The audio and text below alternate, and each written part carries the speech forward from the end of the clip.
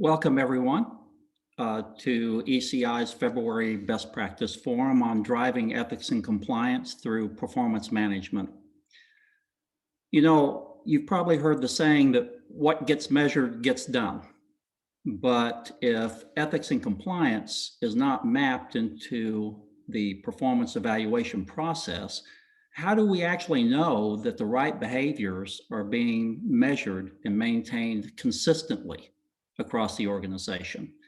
And so in this webinar, we're going to connect the dots between compensation, incentives, performance evaluation, and accountability in the context of ethics and compliance. My name's Ernie Broughton. I'm a senior advisor at the ECI, and I'll be the moderator for today's session. A little bit about the landscape that we're going to cover today. First of all, we'll hear from Gabe Sean Vargas from HCM International, and he'll explain how compensation and incentive plans should align with and support the performance management process. Then he'll be followed by Jim Walton from LRN. And Jim's going to talk about the perspective of regulators on this topic and what LRN research has to say about the relationship between performance management and accountability in the context of program effectiveness. And finally, they'll be followed by Laura Kennedy and Claire Crocker from Emergent Biosolutions. And they'll share how they've actually integrated ethics and compliance into their performance appraisal system and show how key strategic partnerships between ethics and compliance and HR are essential to optimize and achieve values-driven performance management. Now, you'll find additional resources in the Files tab on the Events page.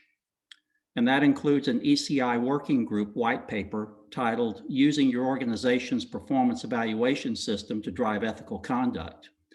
That working paper was developed, that white paper was developed by ECI members and practitioners.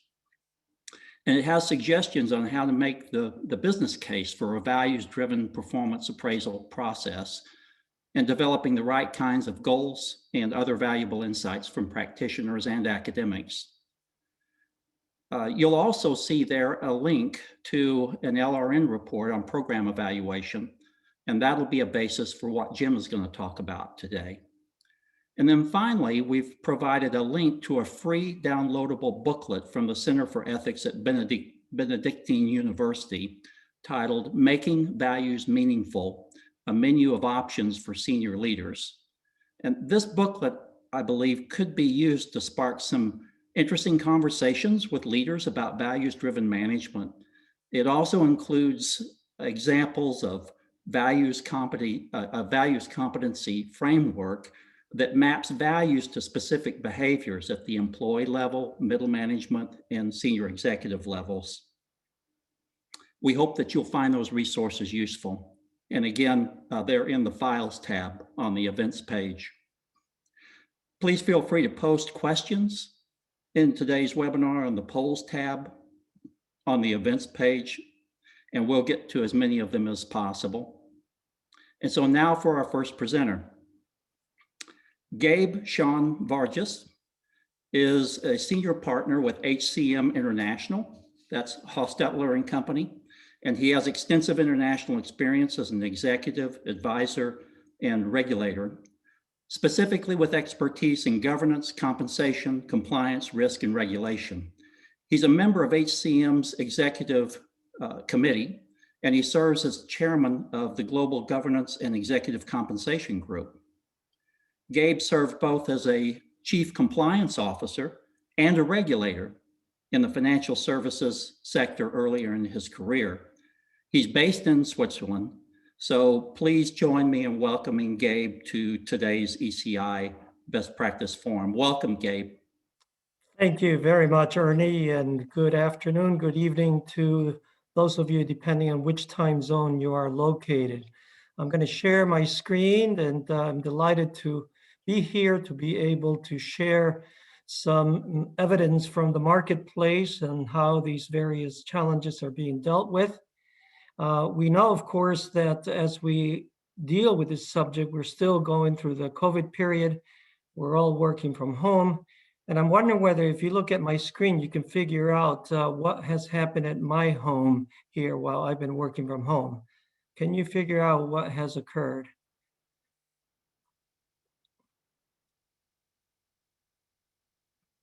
Here we go. You see, early on, I recognized I did not have a stand-up desk in my house. So I looked at what were the options and found that our cat's treehouse was the best place, much to his dissatisfaction, of course. Of course, the Corona period is not anything that should be treated lightheartedly. And thus, I think for us to be able to deal with our subject today, we do need to look at the context in which we're working, the COVID-19 context, and perhaps a larger context. I'm going to show you how I believe and how our firm believes that the performance management system and approaches has been evolving over time and what companies today are trying out. I'll walk you through some challenges that they're facing, showed you some emerging issues as well as opportunities, and finally give you a few takeaways. So let us get started. I think it can be fairly said that during the COVID-19 period for society, the need for sound ethical decision-making has actually increased. When you think about this kind of statement, by the way, this comes from the Johns Hopkins Medical Center that said the virus is lethal, but so is poverty. Or when we look at headlines such as this, that while we may have been focusing on the physical consequences of COVID, could this have been at the expense of other health concerns and issues? These are difficult ethical decisions, and so too within companies. When you think about the kinds of challenges, and I'm just going to scroll quickly, you may recognize some of these at your own company. How to deal with COVID? Do you make adjustments to the work days? Do you excuse employees from certain duties? Forgive them for deliverable delays, for example, or even as some companies have attempted, say, well, the times are so uncertain that it just doesn't feel right to do performance assessments. Or maybe even accept, almost as by default, the fact that we know that we're actually increasing the risk of hacking when we're working from home. We seem to have accepted that as a valid exchange for the necessity of working from home. On the other side of this scheme is the question of what can we do positively for employees during this time, and how do we make decisions about them, paying for home office expenses, maybe providing free mental health services, knowing the strains of working from home, maybe giving special pay for those who have to come to the office. And as we work with companies on some of these decisions, one of the questions we often ask is, has the ethics and compliance professional been consulted at any of these? Because indeed they do highlight and have a considerable amount of ethical content. Some companies, of course, have decided to lay off employees. And then you have others who said, well, we're not going to lay off people, but we're going to reduce pay. And then comes the question, well, how are you going to share the pain if you're going to reduce pain? This, by the way, is a good slide for you to get a first overview of what a typical compensation system looks like. What I want to show you here is a number of choices. One could say, if you're going to reduce pay, just do it at the board directors level, reduce their fees. Or maybe reduce it only in terms of senior management or only in terms of mid-level management. You can also say we're not going to affect base pay, but we will affect the short-term bonus. If so, then how much and for whom? And then, of course, there is, particularly for the more senior people, this so-called long-term incentive, often abbreviated as LTI. So how do we make those kinds of decisions? And I think what we could say is that we are living through an unsettled science period during COVID, where we hear different opinions from different scientists. And I think this is relevant for EC functions because we often have to make decisions with imperfect or incomplete data, or where there isn't yet any consensus. For example, there is, no matter what any regulator may tell you, having been a former regulator, I can tell you this, that there is no consensus on how to improve these ratios, How do we improve the ratio of the number of employees involved in non-compliant behavior over all employees? On the positive side, how do we measure and how do we improve the number of executives who actually are engaged in helping drive the compliance and ethics agenda over all executives? How do we do that? Because the challenge we have is that even in some instances where there is some consensus on what could help, some people choose to ignore it. As we see during COVID, when people not using the opportunity to disinfect their hands. Plus, we all know from those of you who are compliance officers about the limitless creativity of apparent compliance, as we call it, right? This example, if the rule is you have to wear a mask, he may claim I am, or this person say I'm also wearing a mask, or this person may say I'm also doing it. Hence the question, what else besides our usual ethics and compliance tools could help nudge people toward better compliance outcomes? And this question becomes even more challenging when we recognize that it is not only morally deficient people who come up short on ethics and compliance topics. There's a wonderful book, if you're not familiar with it, from Catherine Sanderson on why it is that some people are just bystanders. And part of it is that good people do have ethical and compliance lapses, or they may forget, or they may make the wrong judgment, or they may be too busy. Indeed, this is not an atypical comment. Sorry, I'm going to blow off that ethics and compliance training this afternoon. I have a financial report to submit by tomorrow. And we're reminded as we think about all these challenges, how to influence behavior, of some of the work that's out there. Even a Nobel Prize was won in this area, where we're reminded that there are different ways of affecting behavior and creating change beyond rules and controls. And while we all know, and particularly given those of you who actually are ethics officers, how critical it is also to use values as a way to ennoble and inspire people, that too has its limits.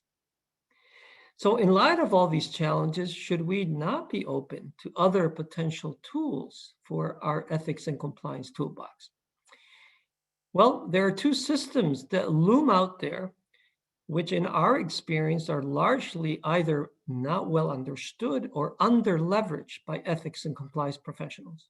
One of them is the performance management system, and the other is the compensation system. So why are they so critical? Well, for one reason, they answer this question: what is considered to be good performance at our company? And they also answer the second question: what performance is valued and thus rewarded at our company? Because we can take a look at these examples in terms of what is defined as success or excellence in a company. Our company performs strongly in 2020 despite a difficult environment. Are ethics and compliance factors incorporated in that statement? John is one of our top performers. Again, is ethics and compliance part of this perception? At our company, we reward excellence and accomplishment. Do we do it as well for ethics and compliance? So these four questions are the kinds that one has to frontally deal with if you're going to tackle this area, which is in the performance management system, ask the question, what performance is it that we want to measure and assess? And how are we going to measure it?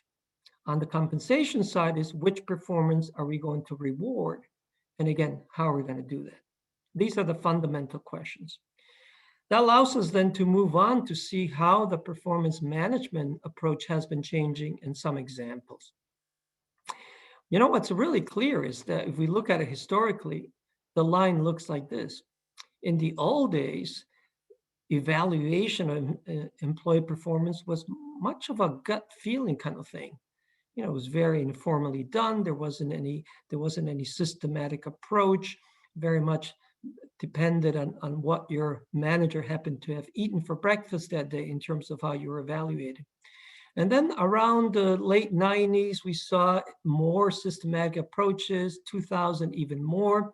to the point, in fact, where there was a period where this may have even been thought to involve a kind of pseudoscience, i.e., where people try to over-engineer it. In the last 2 or 3 years, we have seen a change where say, wait, we need to take a step back. Maybe there is some room for flexibility in performance management systems.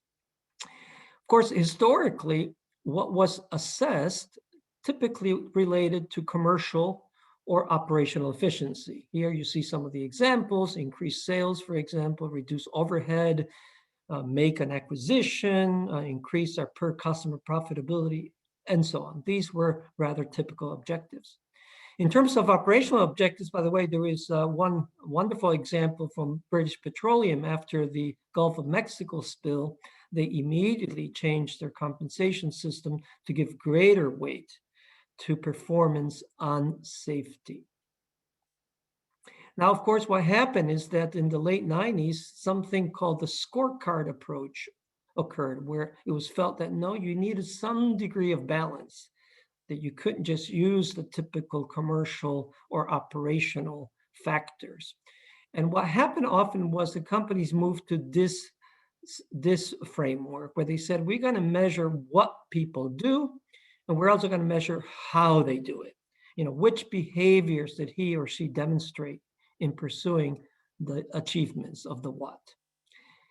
But these tended to be the how ones initially, and I have to say, when we work with clients still, they tend to be often very imprecise, certainly not goal-oriented, communicates openly, is a team player, delegates well, take initiative. Now, later on, of course, as both regulators and the marketplace started saying, well, you need to make some connection also to compliance, then we begin seeing some factors that may have some link to an E&C effort, like the person models our values, he acts professionally, he earns trust, behaves ethically.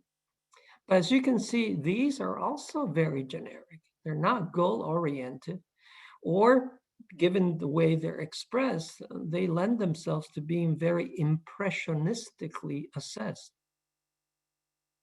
So the question, and I think this is where the whole stage of development is today, is assessing soft factors, while very important and should be done, is that enough for ethics and compliance?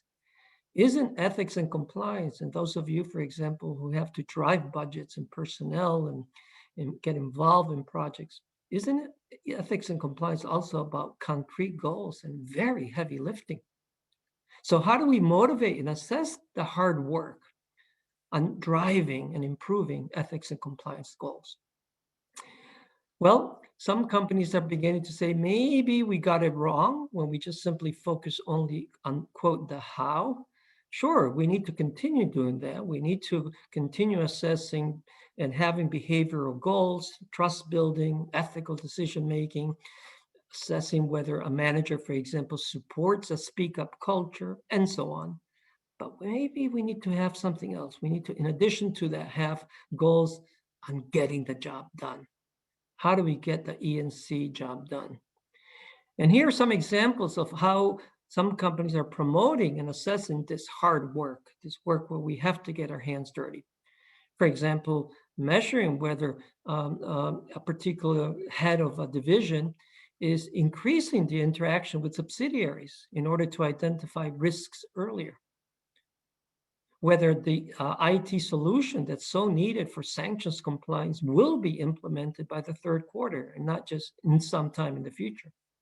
Whether errors in customer onboarding, is reduced by a very specific target. Whether audit findings don't remain open but are given a target by which they have to be done, and people are measured as to whether that is done. Or maybe hiring for data protection. Or how about this one? What if your manager, your business manager had this as a goal? Involve the compliance officer in all decisions in the division where any regulatory uncertainty exists. That these are some of the examples. Here's another one. I have to say that as companies experiment with this, the results are mixed. Here, as you can see, this is a real example. where they measure both operational efficiency, profitability, with a change measuring the change in adjusted gross profit. And then they've got a so-called values part, where then they're looking also, as you can see, on the absence of disciplinary issues, for example. So what are some of the challenges when one goes in this voyage of trying to get to incorporate ethics and compliance in compensation and performance management systems? The first challenge is this: when a company has the how, is it just a footnote? For example, is it such that one says, you are the assessing manager, you have to assess your employees on the what, on the very specific objectives, and by the way, please comment also on the how. So the result is, what we call footnote ethics and compliance. Some little note in the performance assessment form that says, oh, Mary did well, no problems on compliance. Now the question to you is, how helpful is that? How much more intelligence does it give you as an ethics and compliance officer about how people are doing in these areas? We also see it sometimes as a modifier. Please assess the employee on the what and use the how rating as a plus or minus to round up or down. So let's say this individual on a scale of 1 to 5 was assessed 3.8, and he's told use the how performance as a modifier. So he says, okay, person did well, I'm going to round them up to a 4. Again, you can see how this will have minimal impact. Another issue is this matter regarding the weights. So I'm going to show you an Executive Smith, and he's got both what and how goals. And it turns out that on his what goals, he scored a 4. He was evaluated as a 4 on a scale of 5 from his manager. And on the how objective, which presumably might include some compliance, he got a miserable 1. So the question is Mr. Smith, Executive Smith, is he a 2.5 or a 3.4?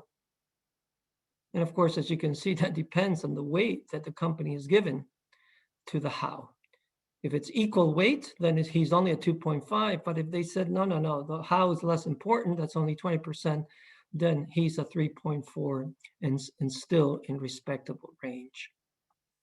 Another issue, and this is a very common one, we call it the separate syndrome, where we have indeed a pretty good, in some instances, performance assessment system of a company, but unfortunately it's totally divorced from the pay decision.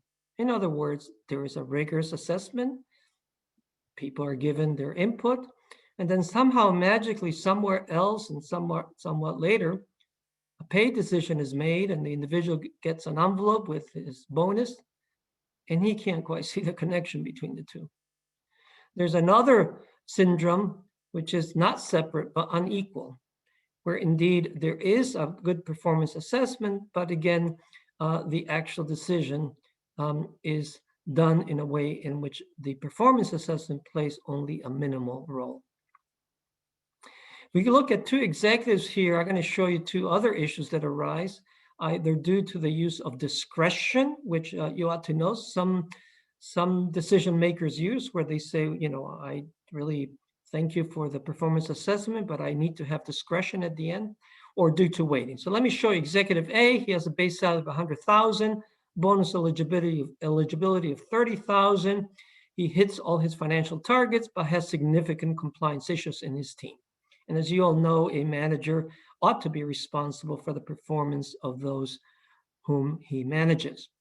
So decision makers on pay, the compliance department says, due to this bad compliance performance, we recommend no bonus. Management says, yeah, but we may lose this employee. He's a long-term valuable employee. Let's just give him another chance, give him a little more training. The result is just a written reprimand, but there is no bonus reduction. Then we have Executive B here. And by the way, the outcome then is his target is met. He gets 130,000.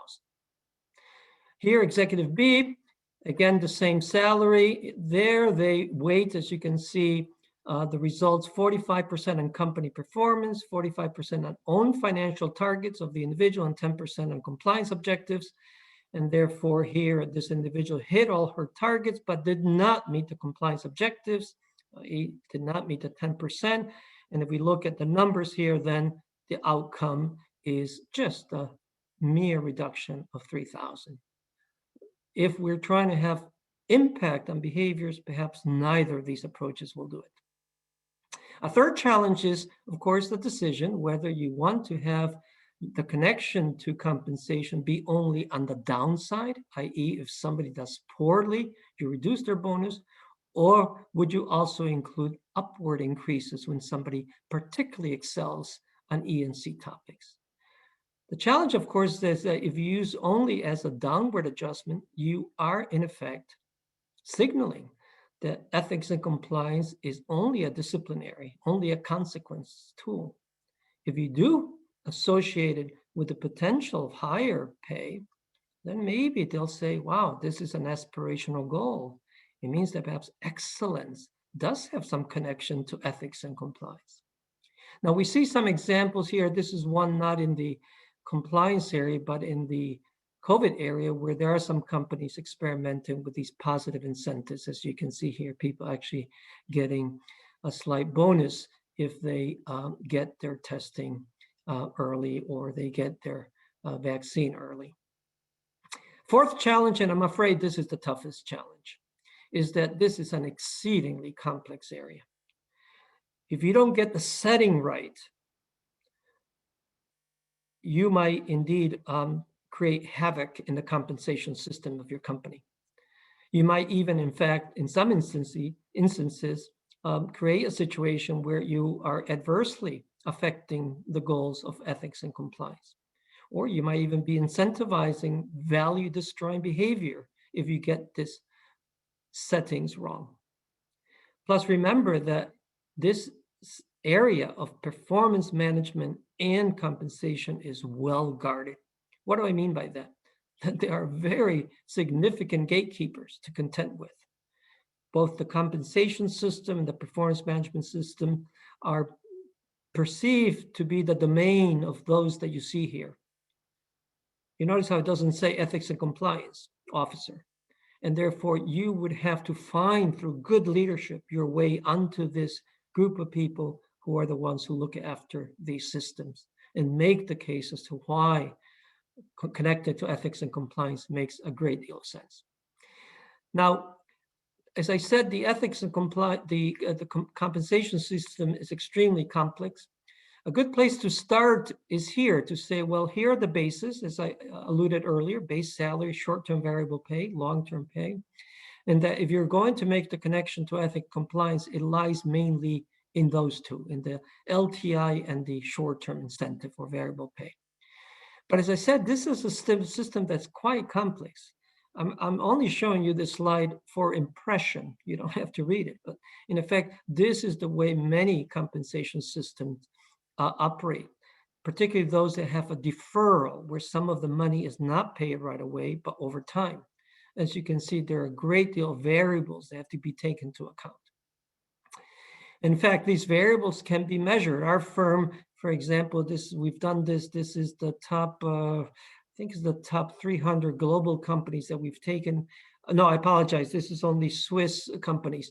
And you can see we call it the sensitivity to performance, where the more to the right and the bigger the bubble, it means there's the greater sensitivity, because there is this conditions attached to when compensation will be paid. And one of the questions, of course, is, are some of these conditions that will regulate whether the money vests or becomes part of the ownership of the employee, are those ethics and compliance conditions? I'm going to show you quickly another complexity, but this is actually an opportunity. Most companies also have a bonus pool. That is, they actually set out a specific amount of money each year for bonuses. And to determine how much it is, often take into account financial factors. But what if they took also into account last year's ethics and compliance performance and adjusted it accordingly, right? There's, of course, also further decisions when you make the awards to individuals. There you can have ethics and compliance performance conditions, as well as in the duration, as I show you here under C of this slide.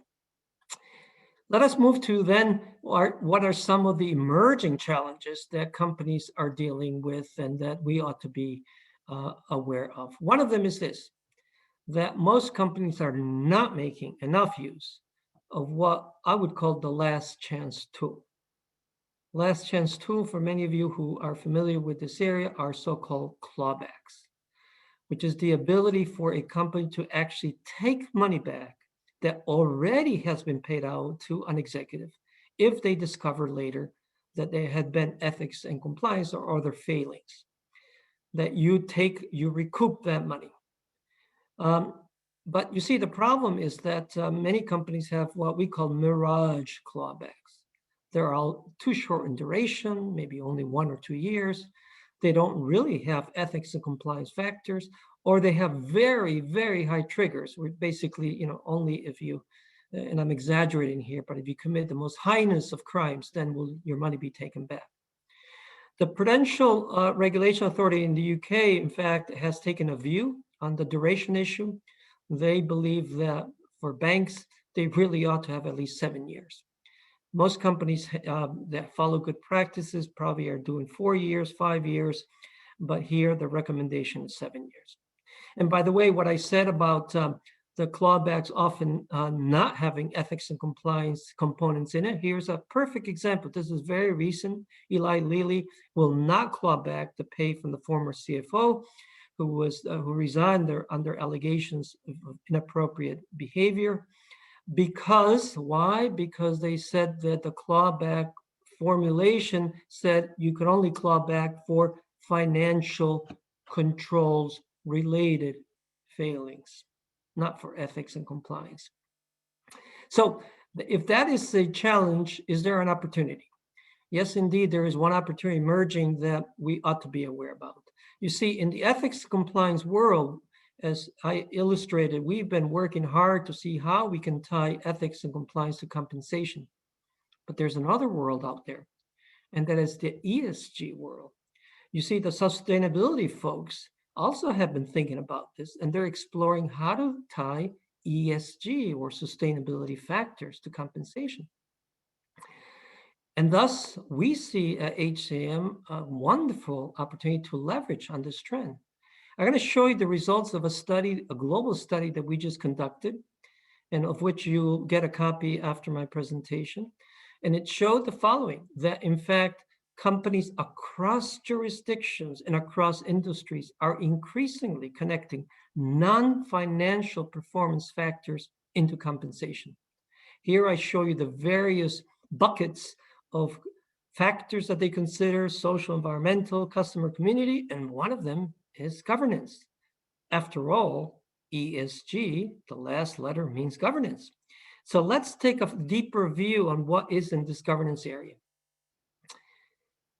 We find that out of the companies that have these governance area, factors connected to their compensation, which is 30% of companies, of those that do, and these numbers here won't add up because some of them may have more than one, 63% of them have some connection to behaviors, to ethics, to values, to culture. 50% to compliance topics, regulatory compliance mainly, and 48% to risk management topics. So as you can see, this is indeed an anchor. This is a way of being able to bring in compliance issues. And why not work with your ESG folks? Even if it goes under the ESG rubric, I don't think we should mind, as long as the right ethics and compliance topics are being covered. All right, in my last few minutes to remain, let me give you a few takeaways. Now, the first takeaway, I apologize, is somewhat critical about what we do, we as ethics and compliance officers, but we have to accept this. This is a quote in the Financial Times: companies invested heavily in ethics propaganda, list of corporate values posted on the walls, unconscious bias training, lofty statements of purpose, but the ultimate expression of ethics isn't words, but sacrifice. And therefore, the question is this: sure, tone on the top is important, but is it complete if management is unwilling to have pay impacted by how well E&C goals are being met? Is the tone at the top complete if management does not accept or only accepts very weak malices or clawbacks? Malice is the opposite of bonus. Second issue here is, and a second takeaway is that if we're going to talk about culture and we're going to measure culture, we will be under assessing culture or wrongly assessing culture if we underestimate and not take into consideration the performance management and compensation systems.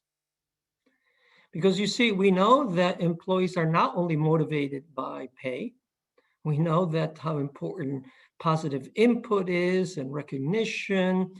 So there are non-financial incentives. We recognize that, and those have to continue and given perhaps even higher weight. But we cannot ignore the role of money and the role of performance management compensation system. Otherwise, we will be having a naive perspective of what motivates employees. In this area, each company has to make its own decision how to do it. I would suggest the best way of doing it is preventively. Here, I blocked out some names. So I'm going to show you who it is. This is a company that now is linking employee bonuses to ethical behavior. Unfortunately, they did it only after there was a problem. So Novartis, as you may recall, had a problem with their former general counsel and some connection to potential wrong payments in the US. And they finally made the jump and said, we need to connect our compensation to ethical behavior. I want you to remember that, however, that once you make this choice, it's not a simplistic exercise. You know, it's one of these, do not try this at home, kids, without at least having the proper expertise, because as I showed you earlier, it can get quite complex and very difficult decisions have to be made in terms of all this. For example, one thing I had mentioned now is, could one make a connection also to the criteria for promotions of individuals using ethics and compliance? I want to leave you also with a couple other words. This is actually a powerful one. Recall that the absence of an incentive can itself be an incentive. And number 4, remember that in everything that we covered today, nowhere did we say that the goal is to pay people to comply. Instead, what we're learning is that well-designed, that is having the right KPIs, for example, and well operated, having the right governance to avoid any misuse, performance management incentives will contribute and can contribute to things such as promoting innovation and excellence in ethics and compliance, to disincentivizing irresponsible conduct and bad risk-taking. And it could also help with something that many regulators are expecting. They're saying you have to risk align your pay. And in order to risk align your pay, you have to take, therefore, all risks into account.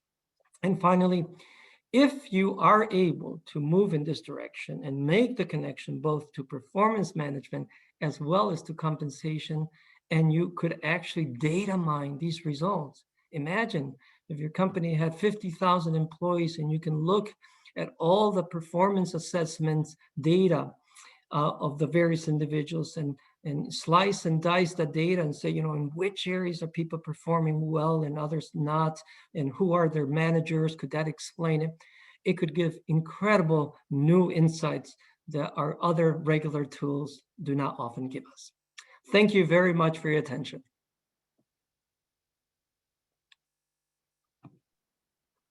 Thanks so much, Gabe. I mean, that was such an incredible overview, I think, of this issue, and it really sets the stage. And I think that we're all coming away with some practical tools and strategies there. And I'm sure that people, this just whets their appetite in terms of learning more about this topic.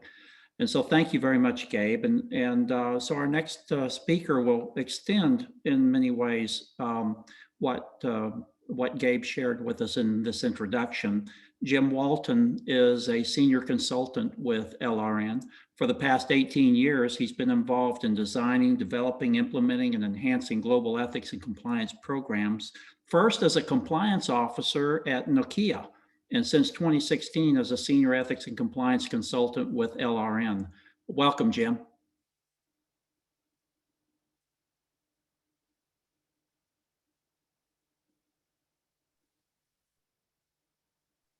Thank you, Gabe.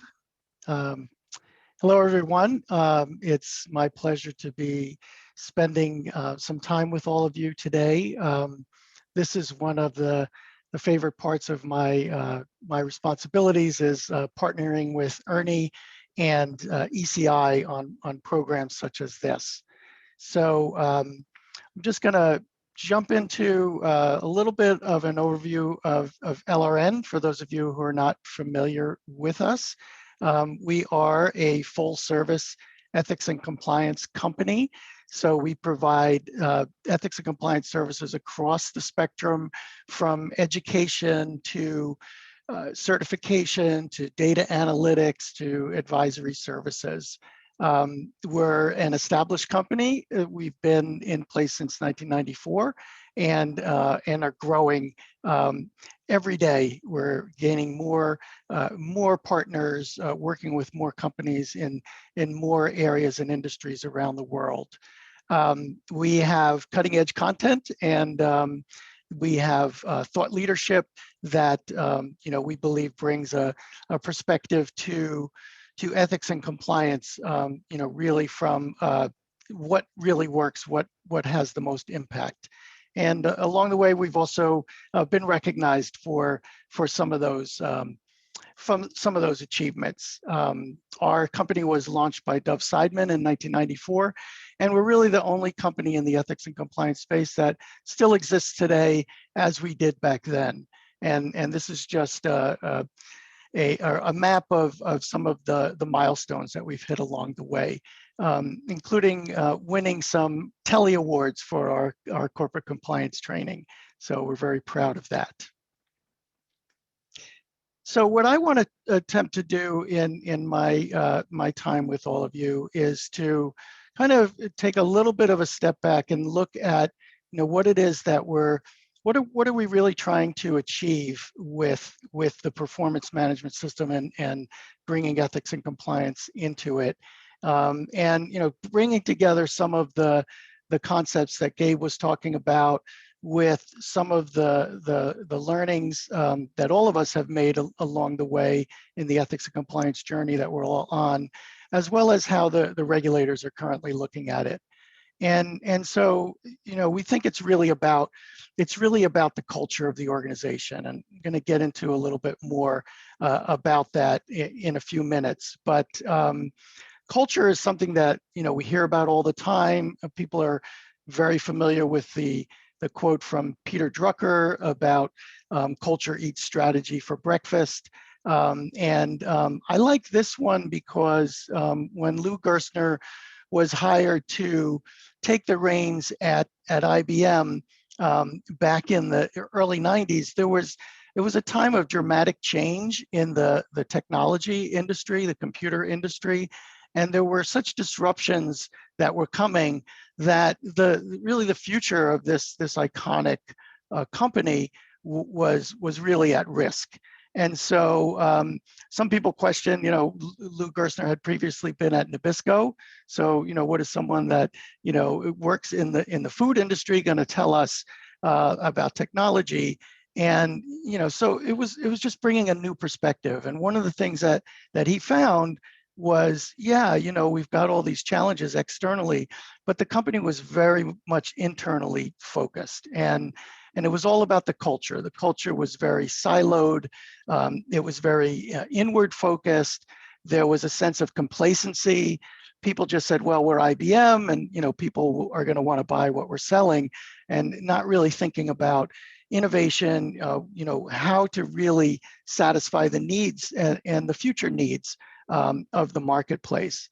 And so over the course of the next 10 or 12 years or so, he completely changed the culture around, turned the company from a focus on products to one of services, being able to help companies kind of utilize all of the different technologies that were out there in terms of running their business, and achieved a dramatic increase in the market capitalization of IBM.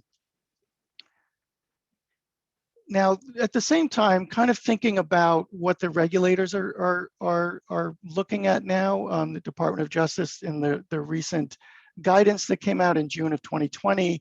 I like to talk about this just so that we can think about, whatever we're doing in terms of ethics and compliance, if we can keep these three things in mind, and it really goes beyond just preventing us from being prosecuted. It's really gives us kind of a way, a lens to look at, first of all, whatever we're doing, is it well designed? Is it going to achieve the ultimate outcome that we're trying to achieve? Is it also designed properly for our organization, for the businesses that we're in, for the geographies that we're in, for the size of our organization, and the types of regulations that we're under? The next one is it being applied earnestly and in good faith? So that's really all about, do we have the right amount of resources? Are we getting the funding that we need? Do we have the budgetary approval to implement the types of programs that we want to put in place to improve the ethics and compliance performance of the company? And is it getting the attention of the upper management? Does the board care what we're doing? Do they ask questions about what's happening in terms of the ethics and compliance program and performance of the company? And then finally, really the most important thing that is being focused on today is it actually working in practice? And this is where the tie-in to performance is, because what we're talking about is all these things that we're doing, are they really making a difference? Is it actually changing people's behaviors on the ground in how they behave and operate on a day-to-day basis? So in his book, How, Dov Seidman really boiled down culture to what he called the sum of all hows. So Gabe touched on the idea of it's not just what we do, but how we do it that's important.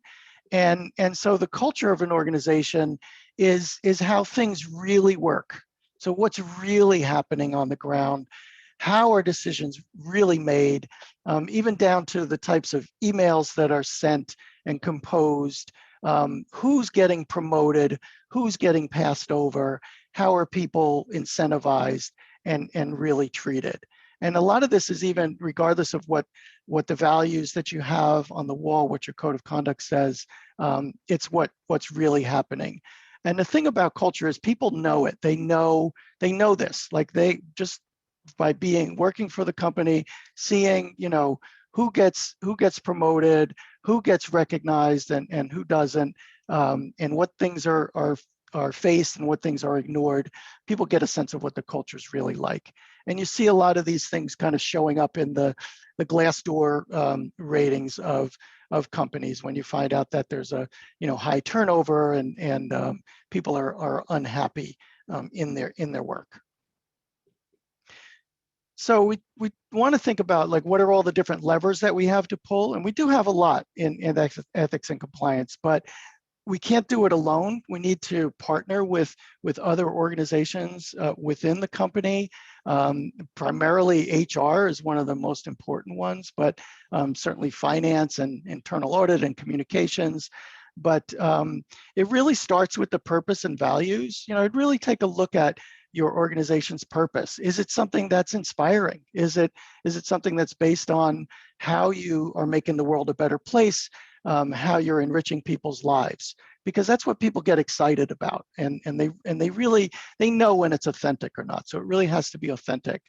And then the second one is the values. What are those set of values that we claim to espouse to? Of course, all of this has to happen in reality, which is where again, measuring the performance comes in.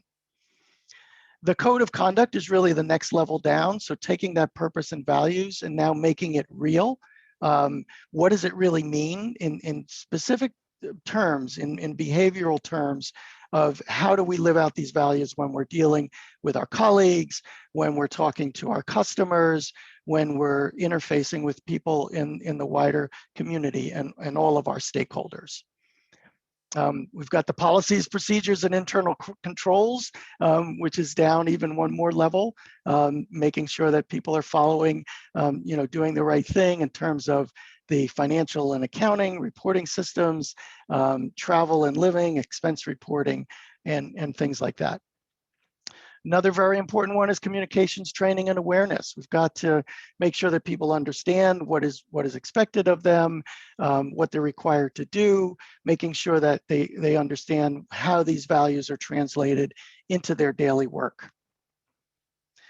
The stick, and a lot of companies are pretty good about the stick, about investigations and discipline, and what happens if we don't comply. And last but certainly not least, it really is true what Gabe was saying, that this is what really matters in the end, is how people are they being rewarded? Are they being recognized for the good work that they do? What kind of incentives are out there for them, and what are those incentives driving them to do? And it's really, we're finding this, and I know that I'll be talking a little bit about the ECI best practices paper, talks about how it's really the most underdeveloped area of ethics and compliance, and that's why this today's session and the speakers that we have assembled here today are so important. So the ECI published this best practices paper back in 2018. And I read through it in with great interest, and I really encouraged everyone to do that as well. It was put together by a working group of leading ethics and compliance practitioners. So people who are in your seat, they know what it's like to try to tackle these issues and trying to get something done in their particular organization. And there's some really great examples. And in fact, one of the case studies is highlighted is going to be our two speakers after me, Emergent Biotechnology. Laura and Claire will be talking about some of their experiences. But there were 5 main recommendations coming out of the study. So, and Gabe talked about this, make sure that you're measuring people on how as well as what. So, it's not enough just to have the stick of getting in trouble, but what kind of carrots can we put out there to try to encourage good behavior and making sure that people are doing the right thing. A lot of it is going to be a sales, kind of a sales pitch within your organization. So teaming up with HR is going to be very important to really make the case that ethical culture is strongly linked to metrics like employee engagement, retention, innovation, and business results. And ECI has published a lot of papers on this. LRN, you'll see on our website, we have as well, that there is a strong tie between people that behave consistent with a set of values and within an ethical culture, that those companies are the ones that are more sustainable over the long run. One thing also is do it in a phased approach. If you're not doing anything today, then start small.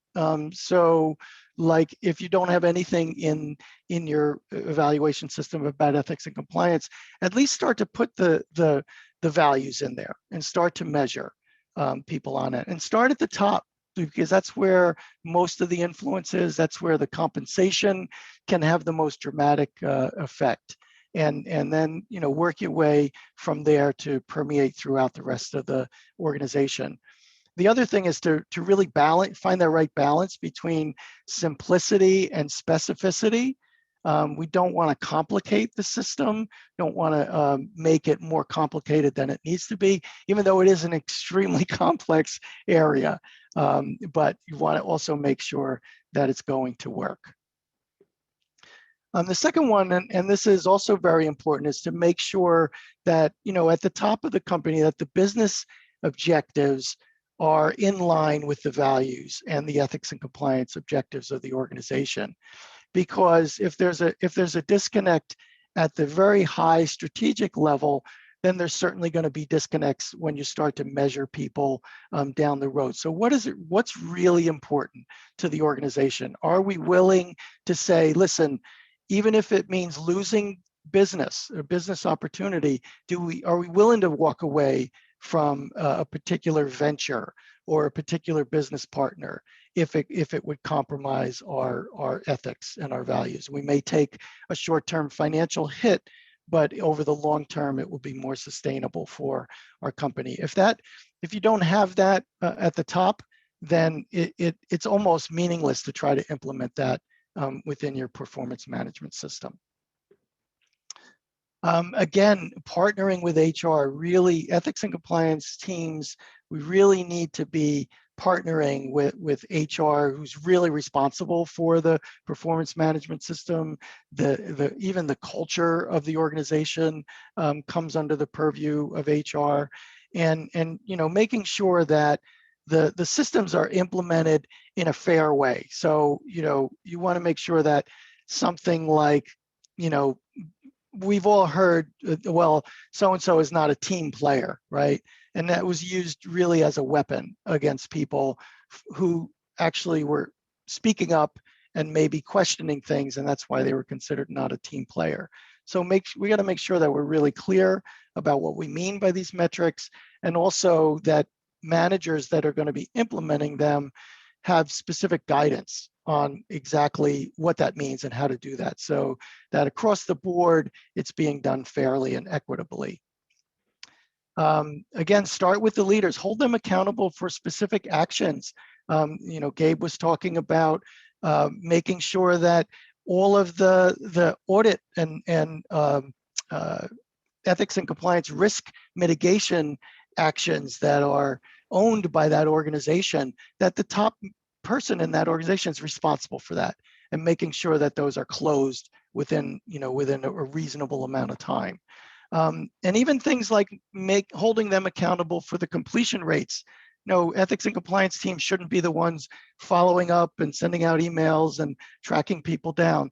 It should be the leader that says, hey, we're going to hit our target before the deadline, and really making it clear that that's really important. And not just as a check the box exercise, but that this is really something that's fundamental to who we are as a company.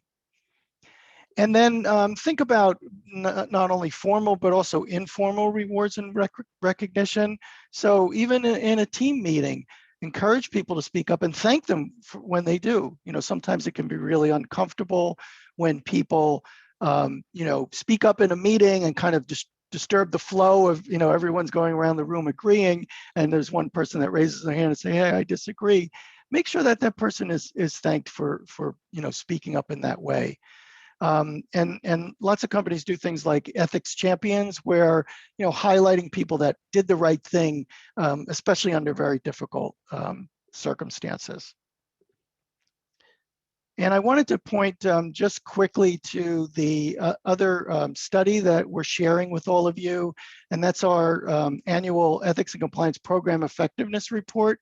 What LRN does every year is we put together this comprehensive study where we look at actually what is it that makes a company effective in implementing ethics and compliance in their organization. So real metrics that say, this is what a highly performing company looks like. And then bouncing that off of all of the different types of leading practices that we see, and then highlighting those that have the most impact. And it turned out that 88% of the high performing companies had some kind of ethics and compliance evaluation in their performance evaluation process. So that's a real good incentive to work on that. If you've got them in place, to really get them up and running. If you haven't done it yet, now's the time to start thinking about that. So thank you all for your time. I don't know, Ernie, if we have time for questions. Yes, actually, we do have a few minutes for some questions. Okay. See if anything is coming in here.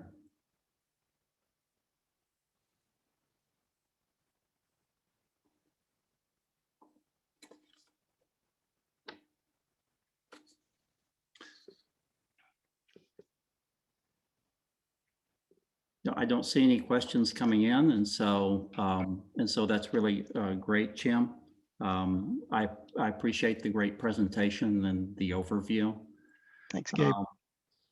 And so we're having some technical difficulties right now, and so I wanted to tell you a little bit about our upcoming conference, and we'll see if we can get Laura and Claire in just a moment. And so so we do have our Impact Conference coming up on April 20th through the 22nd. And that's playing at a cyberspace near you. And so a couple of our keynotes, and I'm very excited to announce that for the first time here. First of all, we're going to have Jamie Metzel. Jamie Metzel will be one of our keynotes, and he is a technology futurist, geopolitics expert, sci-fi novelist, a man of many talents. And he will be giving a presentation on what you need to know about the future. He's the author of Hacking Darwin, Genetic Engineering and the Future of Humanity. And so it's going to be a fascinating presentation. And looks like our speakers are here now. And so I'm going to introduce them in just a moment. Let's see here. Ernie, can you hear me? Yes, I can. Thank you very much, Laura. So y'all will need to unmute, and so let me give an introduction to you. We're very pleased now to kind of move into the next phase of our story, and that's how does this actually look in practice? And we're very fortunate to have two presenters. Excuse me, just 1 second here. Technical difficulties are always difficult to cope with, and fortunately, ECI people are forgiving of that. So, one of the things that is so important is how do we actually translate this into practice? And we have an organization that's been doing this for several years, and so we also have not only the senior VP in ethics and compliance, but also the director of human resources. And I think it's so important to look at how we strategically work with these key partners.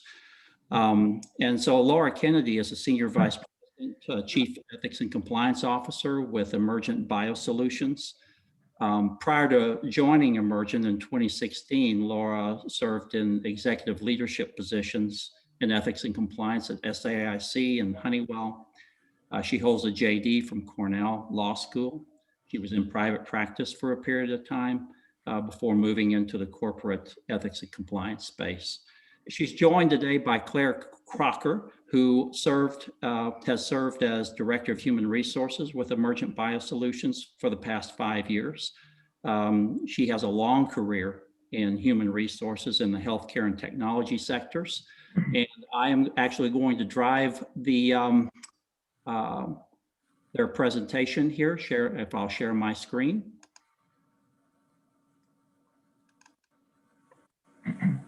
Great. Laura, welcome. Okay, thank you very much. Thank you, Ernie.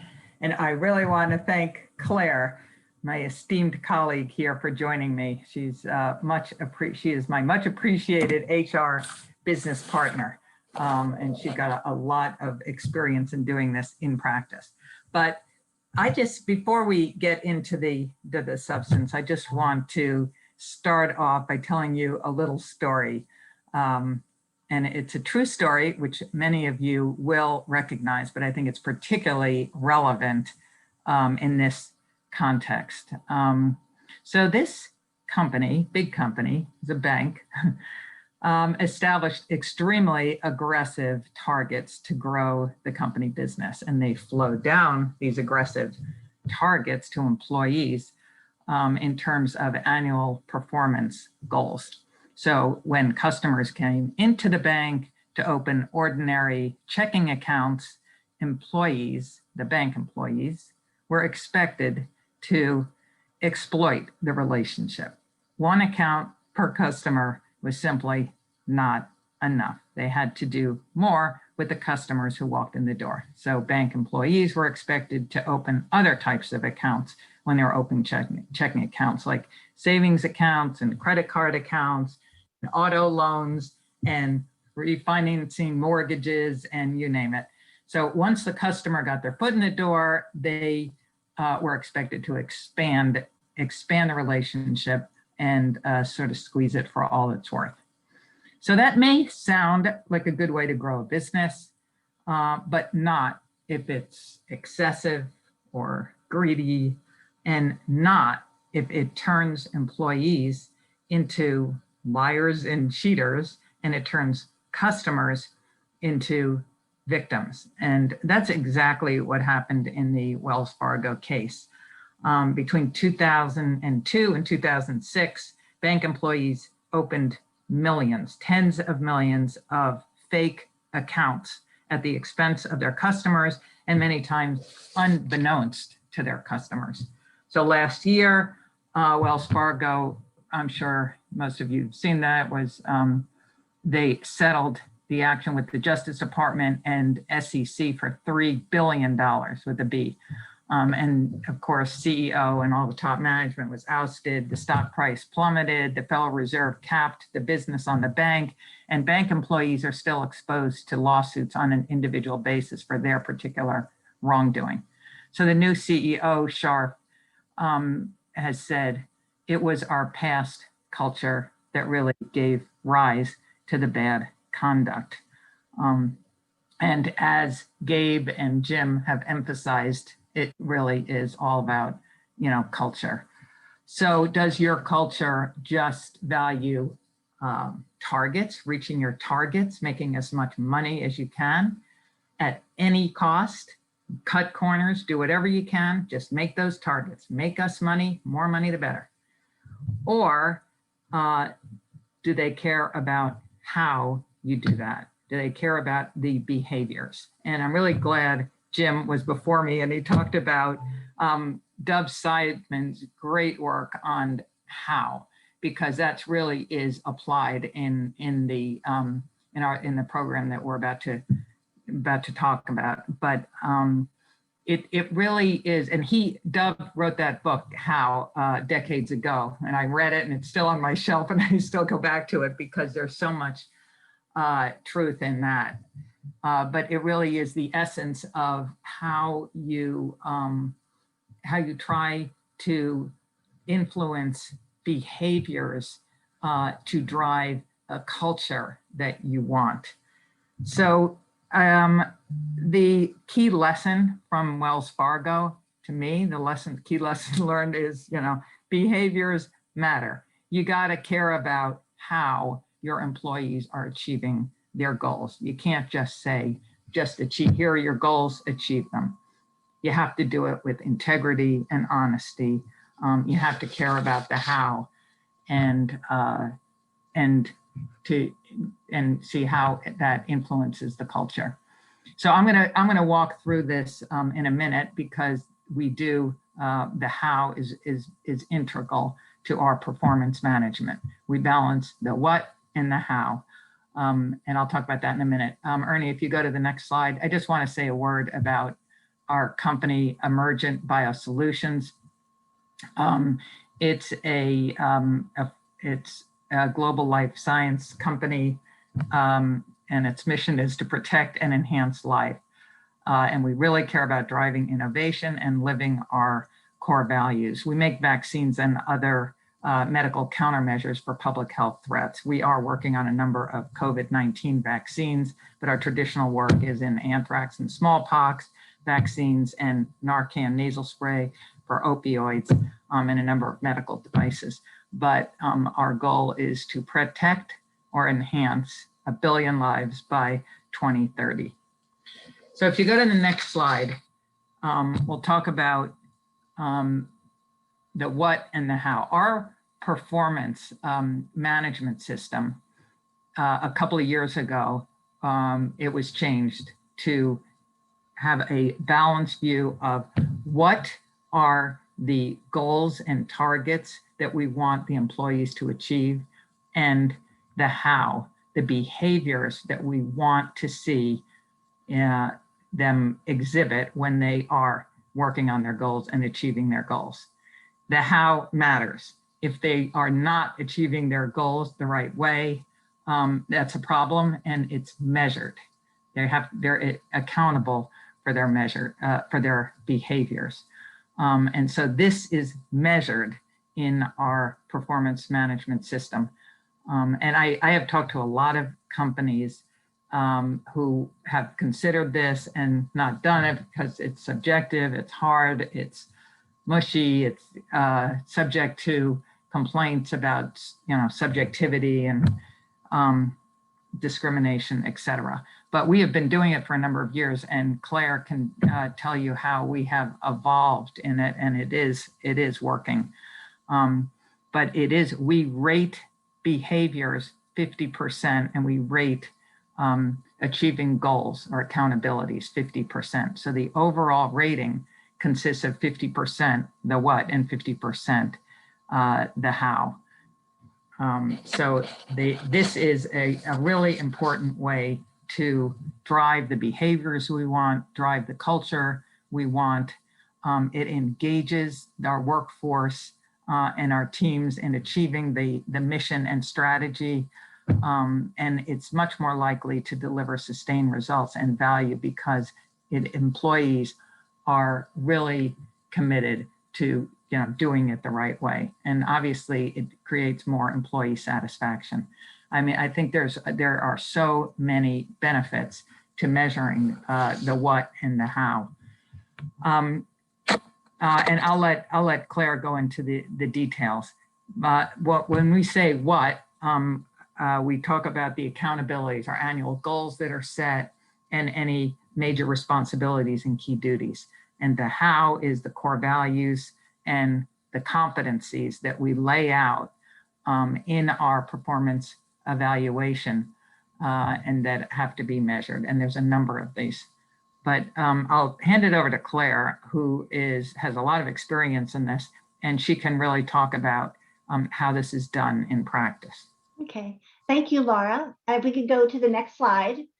And I just want to thank you for inviting us here to talk about this. As Laura has mentioned, we introduced this about 2 years ago. So this slide really shows you, kind of goes into a little bit more detail, how we describe the how, which is leadership, our core values and our competencies, and then the accountabilities, which are the what, and of course, annual goals and key responsibilities that employees are responsible for. And together, that gives us a combined performance rating. And I want to thank the first gentleman that spoke, I think his name was Jim, for talking about the partnership with HR. It's important for ethics and compliance to partner, and the businesses as well, to help our managers really understand this philosophy. But as you can see, those two elements, that what and the how, drive the performance review and the performance rating. Our how, as I had said, is our core values, which are standing shoulder to shoulder, breakthrough thinking, own it always, and compete where it counts. The what portion is the objectives the employee sets at the beginning of every year. It's fluid because things change. Like, for instance, last year, COVID, we had to change some things up in what our priorities were. In addition to other things change throughout the year. So it's important employees have that ongoing conversation with their manager to ensure that they're delivering to those accountabilities that they set and continue to set throughout the year. We encourage development. So again, conversations with employees and managers, just focusing on their development. And in some cases, that could be the how. So you might have this, I'm going back a few years with this example, the sales rep who is that #1 sales rep in all the company. However, this individual doesn't treat what I call the back office well. So the reason they're #1 really is due to a combined team effort, but that back office would view him maybe not as quite a team player. So he gets things done, maybe not in keeping with the values. So it's important that employees understand that their behaviors contribute as much to their performance rating as their accountabilities and goals. So we take that into consideration, and I have noticed as well throughout the year in development conversations, managers are focusing on that how. So what are some areas, some soft skills that I don't see happening the way they should? So shoulder to shoulder or teamwork, you could view that as. What are some things we can do to help you improve in this area? Your lack of shoulder to shoulder as far as competency is really impacting, you being a much stronger performer. So it's an ongoing conversation. I have seen our managers really embrace it, especially I will say over the last year, and realize just how important the values, the leadership competencies are to the overall performance of that employee. And that's pretty much all I wanted to say. And, Laura, I don't know if you wanted to add anything, or are there any questions? Yeah, no, that's great, Claire. I mean, you can see on this slide the competencies, integrity, instills trust, Yeah. complexity, plans and aligns, drives engagement. That's some of them, but there are probably about, I don't know, at least 9 or 10. And, from a manager point of view, Claire is talking about it from an HR point of view, but I manage my team and I have to rate these. And HR, I will say HR does a really good job of providing guidance about, what does good look like for integrity? What does good look like for managing complexity? And I think managers are becoming more comfortable rating, is the employee really exhibiting these competencies? But when this first started a couple of years, Claire, I remember there was really good materials that HR about each one of these: courage, Yeah. engagement, what does good look like and what does not good look like, so that it gives managers some parameters about, what they should look for and what they should, look for as a danger zone. So there was good guidance. I was just gonna say, we have workshops totally geared towards our competencies so that, employees understand what that means, what does that look like for my job, et cetera. So we put a lot of effort into it. I see it paying off. As I mentioned with that sales rep, it's so important to be that total performer, not just one piece of it. We view it, as to Laura's point, all very, very important. So I would say to companies, some questions that I get when, we talk about this is, it really takes a lot of effort on HR's part. HR has got to be committed to this, because I don't think it would work if they just said, go measure these behaviors, competencies. I think the fact that HR put in so much work to give guidance to managers and help them, and right now I don't think it's as a heavy lift as it was years ago when it was rolled out, because I remember there were a lot of, I think there's still workshops, but I think when it was rolled out, there were a lot of resources and support that HR gave. And without that, I'm not sure it could be as effective, because I think managers have to get used to this and have to understand what they're looking for and really try to be fair and honest with the employee, because I think it could create problems if it's perceived as used as a way to get rid of employees who they just don't like or whatever. And that's a risk. But I think that if HR does is really committed and develop the materials and the resources and the support mechanisms for managers, it's fantastic. I mean, I think HR has done a tremendous job, and I think if they hadn't done that tremendous job, it wouldn't have worked. So I think this is a really great program, because it does drive good behaviors if it's done properly. But I think it does require commitment and work on the part of HR to make it successful. Oh gosh, thank you. Yeah, it's true. I mean, any questions? Yeah. Hi, Claire and Laura. That was a great overview. And so we do have some questions coming in. Okay. One of them is, are managers given specific guidance in how to measure the how behaviors? And the question is so it is a fair assessment? Yes. Those are always tough. The soft skills, we know, can be a little bit more subjective. But yes, so in each performance review form, there are definitions and how you rate each of those core values and competencies. So it gives some examples. And then in these workshops that I mentioned, we talk about that as well. So how do you measure someone being shoulder to shoulder? Are you working with your partners? Are you, so we really do try and do a good job of giving them examples of what that behavior looks like. Hope that answers it. Yeah. Do you think it's, with the values component, do you think that it's generally, as it comes out in the end, are you able to differentiate between employees very much? Is there a pressure there to consider this values orientation kind of, well, you're going to get this anyway? In other words, how much meat is in it, and how do you mitigate the possibility that that people don't take it as seriously?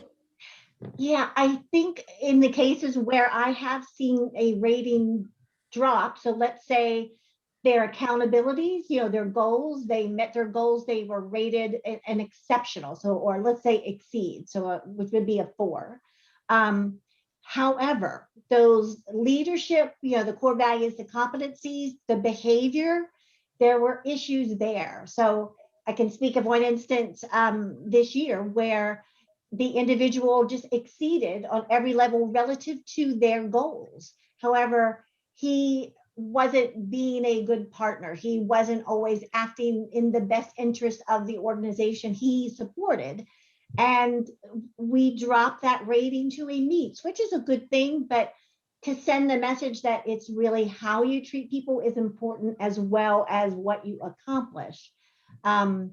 And we were able to support that with specific examples of when the behavior was not in keeping with our values, and more so like with things like with instills trust. So we were able, you have to be specific, just like any other goal you set.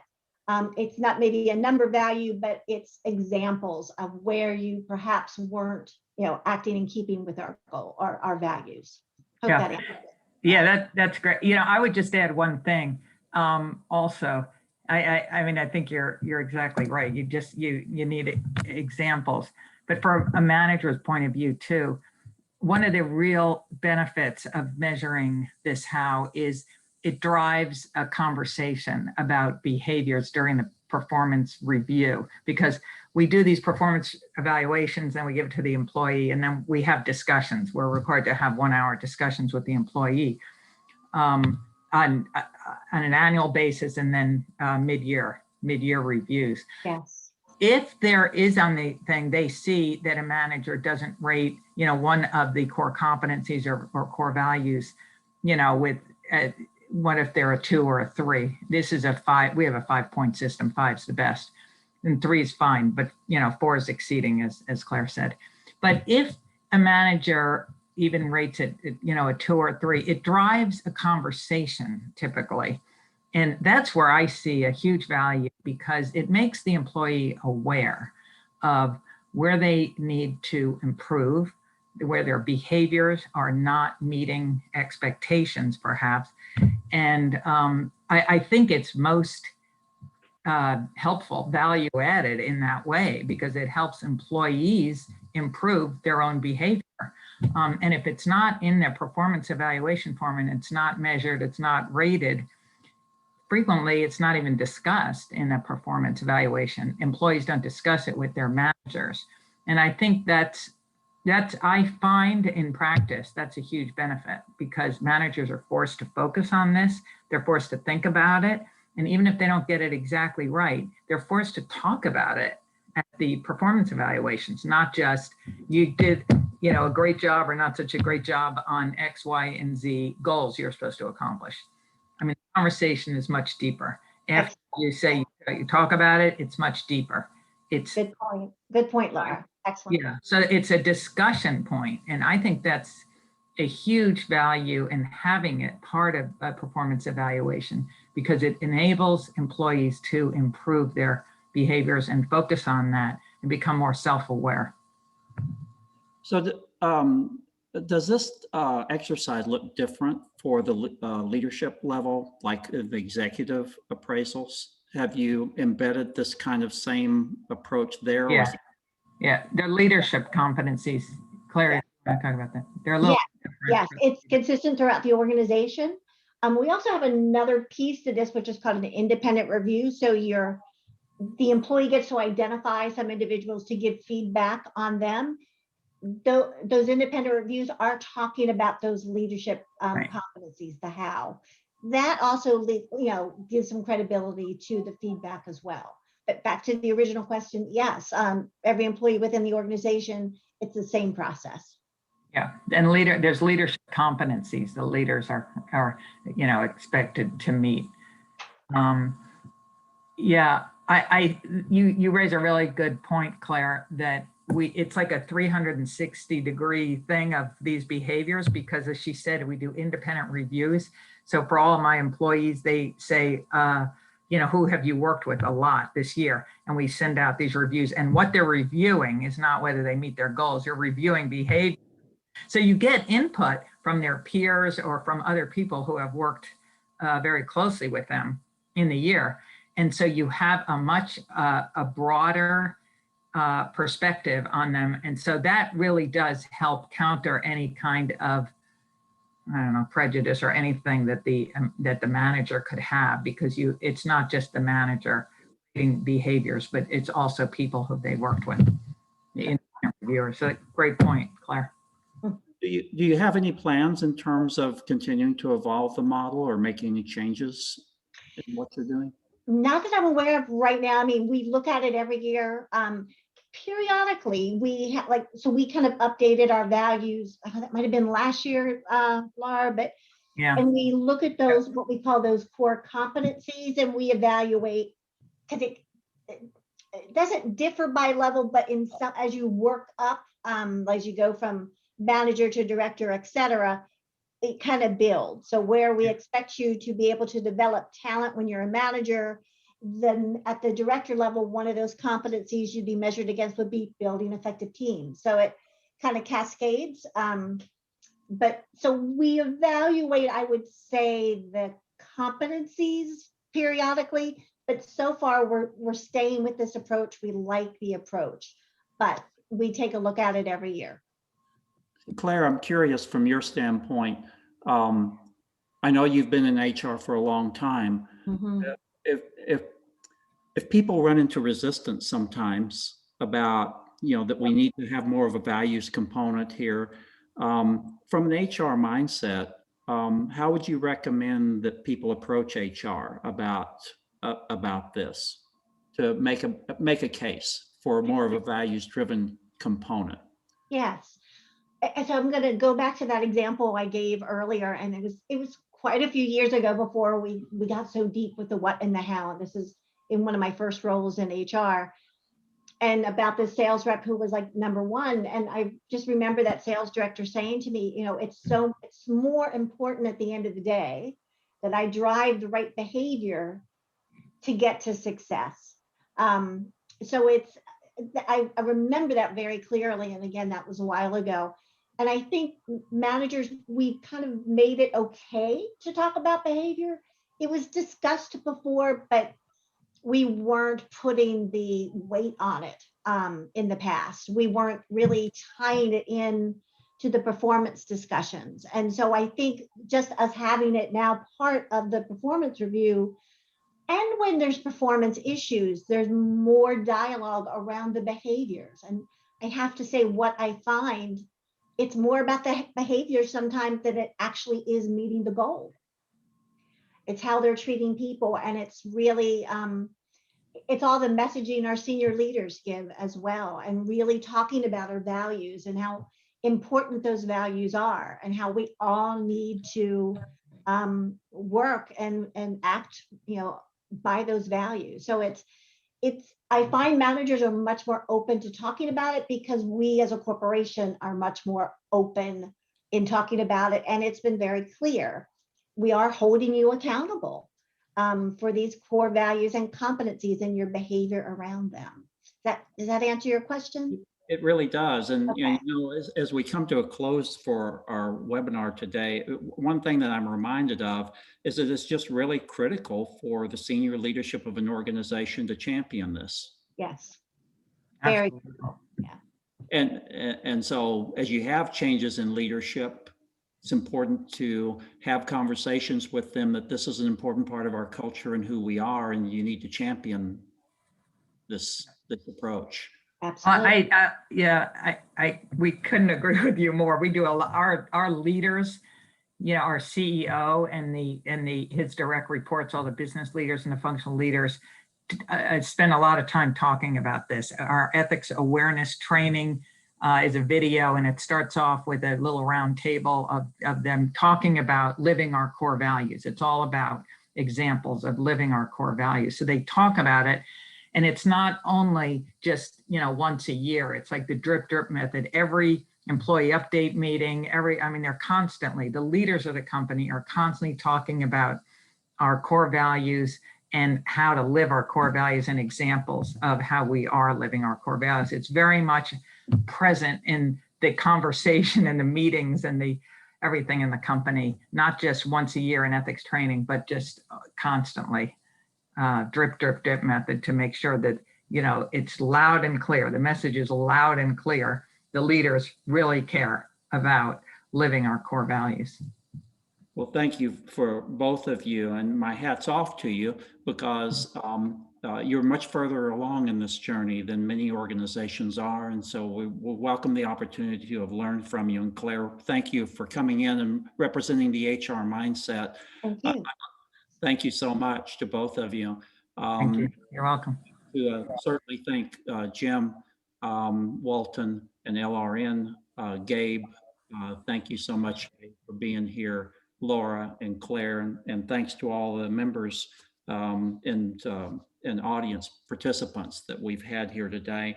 Again, April 20th through 22nd is our ECI Impact Conference.